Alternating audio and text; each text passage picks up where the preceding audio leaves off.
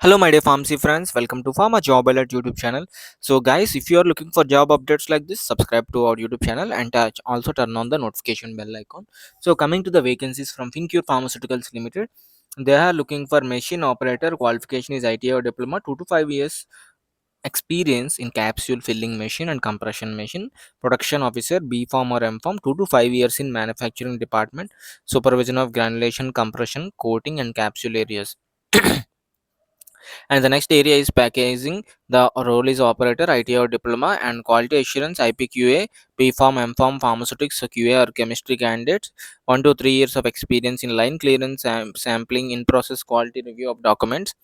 Next is validation officer at executive, Bpharm, Mpharm, pharmaceutics, 3 to 5 years in equipment qualification, instrument qualification, pre-engineering, batch protocol, sampling review, etc., and quality control analyst experience. 1 to 3 years of experience is required. My dear friends, the interview date is 11th June, 9 a.m. onwards at the venue, Finecure Pharmaceuticals Limited.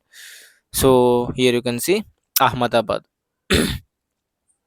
So the following documents you need to carry. Thank you for watching. See you in the next video with job.